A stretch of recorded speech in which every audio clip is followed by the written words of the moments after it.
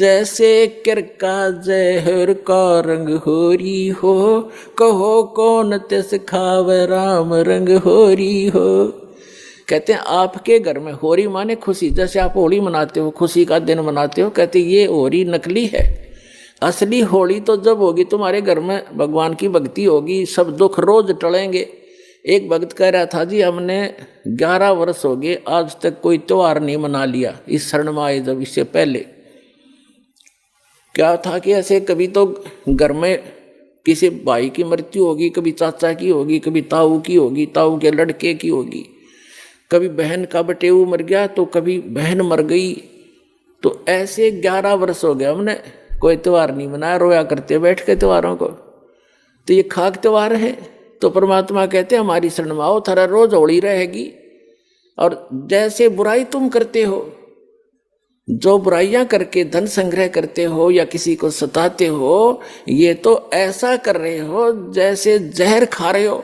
और जब आपको ज्ञान होगा तब कहते जैसे किर का जहर का रंग होरी हो। किर का माने कण, विष का एक कण भी कहीं पड़ा हो और आपको पता हो ये विष है, और विष की गुण को आप जानते ही हैं, कहते हैं उस कण को भी, अब तो आप मुट्ठी भर खा रहे हो, एक कण को भी आदमी नहीं खा सकता, इन्हें पता लग जाए ये विष है। तो अभी पता ही नहीं आपको ये विष है। तो ये जानकारी कराने के लिए सत्संग किया जाता है कि जो गलतियां आप कर रहे हो धनी बनने के लिए या लोग दिखावा करके लोक लाज में फंस के, ये ना करो। और आपने यहाँ भी सुख मिलेगा। इस कबीर भगवान की शरण में आ जाओ, ये आपका पिता है, ये समर्थ है, आपके घर में सारे सुख देगा।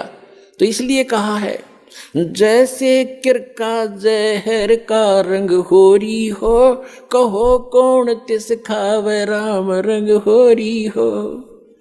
तो फिर ये गलतियां कोई नहीं करेगा, जहर नहीं खाएगा। ये बुराई करना, चोरी करना, रिश्वतखोरी करना, मिलावट करना, किसी को सताना, आप दुख पालेगा। भक्त दूसरे को दुखी नहीं कर सकता, यह आत्मा ही नहीं स्वीकारेगी आपकी इस ज्ञान के आधार से।